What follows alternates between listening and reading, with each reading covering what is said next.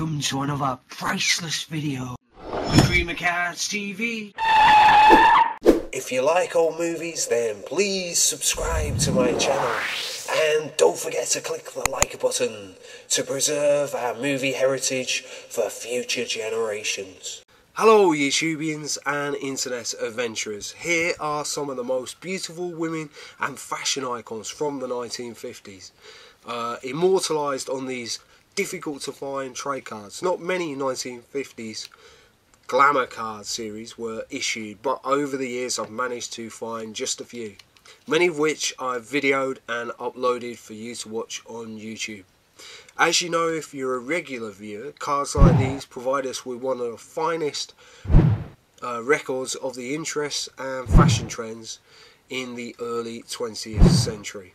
As numerous companies ruthlessly competed against each other in producing cards on subjects that would appeal to their information-starved customers, whilst promoting their products at the same time. Cards like these have origins dating back to the 18th century tradesmen's cards at the birth of our great Western culture, years before television, cinema or radio even existed. This 1950s glamour series would not be complete without the ultimate 50s icon, Marilyn Monroe, and another one of the greatest sex symbols from that decade, Jane Russell. This series also includes the multi-Academy Award nominee, Susan Hayward. Here we have an actress who is listed as the 25th greatest female star by the American Film Institute, Ava Gardner. And here we have one of the most popular and acclaimed singers of the 20th century, Doris Day. And there are lots more talented and beautiful stars in this series, and we'll be taking a closer look in a second. In our digital faraway society of endless bad news, text messages, adverts selling us products we never knew we needed, and lovely shoot-'em-up games preparing us for wars with enemies we never knew we had, it's nice to take a quiet break from our fast-paced routine and hold something from our glorious and elegant past when things were simpler but not so hectic. Paradoxically, in our futuristic information age, people are taking a much bigger interest in the past than everything retro. And one of the favourite decades at the moment seems to be the 1950s.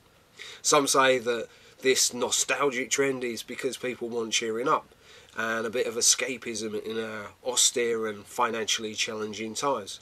And what better way to do that than by taking refuge in a dependable past? I personally think it runs much deeper than that, and it's here to stay. First of all, sustainability is on everyone's lips at the moment, and I don't think we can afford to treat that just like a fashion fad.